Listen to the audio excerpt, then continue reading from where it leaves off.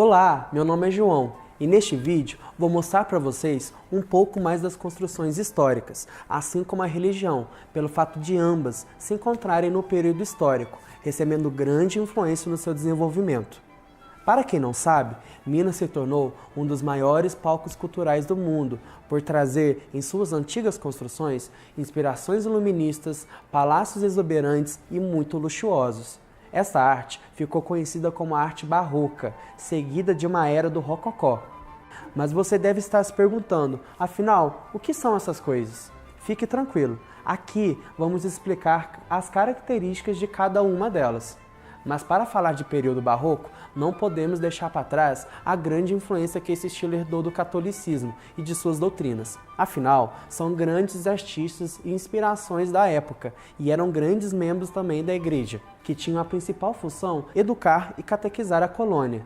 Toda essa história se iniciou no fim do século XVIII e início do século XIX, mesmo período que ficou conhecido em Minas Gerais como Ciclo do Ouro, e foi inspecionado pelos bandeirantes paulistas. Então, eles descobriram grandes riquezas em Minas Gerais e começaram a exploração e produzir riquezas para o poder central. Neste período, Minas se tornou uma capitania importantíssima para a sua colônia, pela sua alta produção de riquezas como ouro, minerais e também diamantes. E foi justamente nessa época que Minas se inspirou pela grande criatividade de seus artistas e abundância de riquezas. E saíram uma das mais importantes construções históricas do mundo, pelo seu alto detalhismo, expressões artísticas e principalmente pela sua exuberância, pois eles não economizaram para levantar as construções. É ouro, pedra e esculturas para todo lado. Só as paredes podem chegar a medir mais de 1,8 metros de espessura, sem falar dos acabamentos nas fachadas.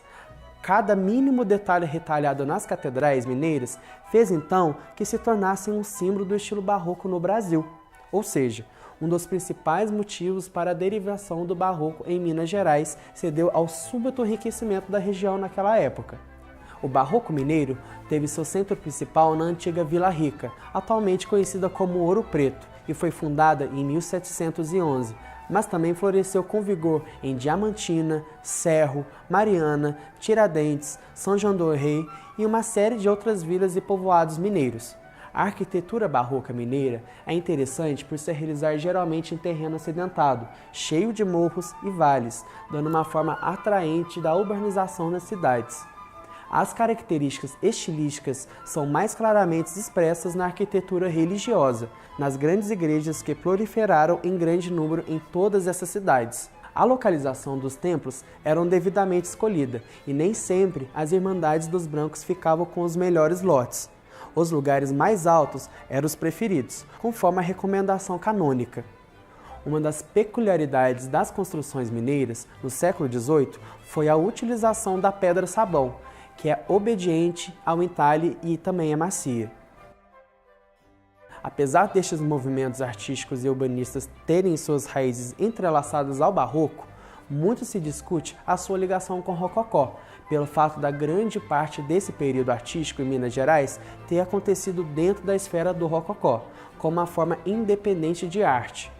Para quem não sabe, o rococó foi um movimento estético que floresceu na Europa no século XVIII e migrou para a América, pendurando até meados do século XIX.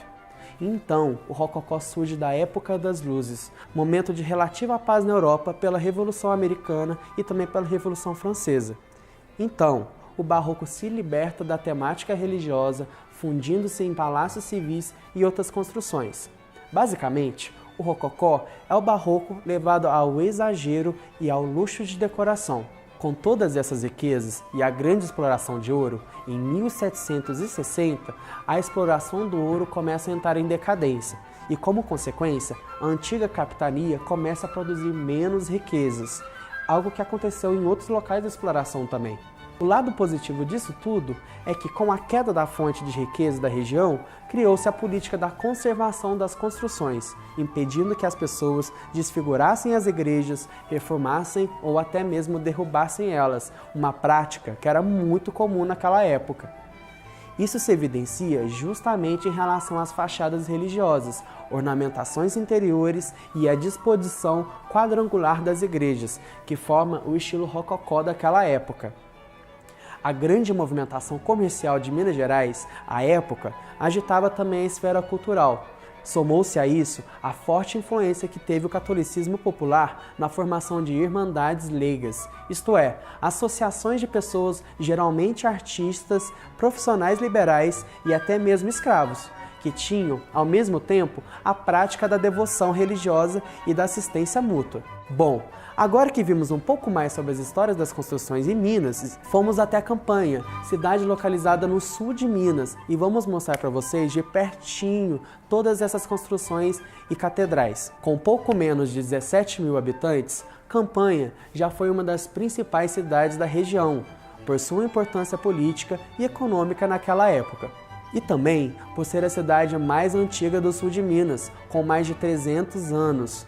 Mas ela não se destaca só por isso. A cidade também já foi palco para belas construções barrocas e teve a segunda diocese inaugurada na região, depois de Pouso Alegre. A diocese de Campanha foi inaugurada no ano de 1907. E agora a gente vai mostrar um pouco mais para vocês como que são as construções da cidade de Campanha. Vamos lá?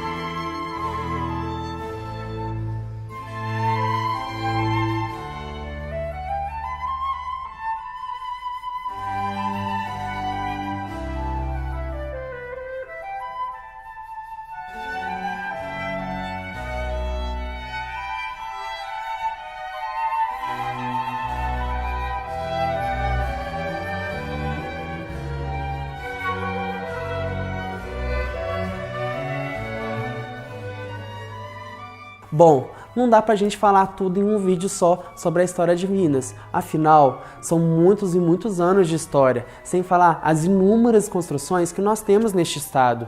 Minas Gerais continua sendo referência por suas incríveis construções históricas e barrocas, e até hoje continua sendo grandes centros turísticos para todo o Brasil e referência para o mundo afora.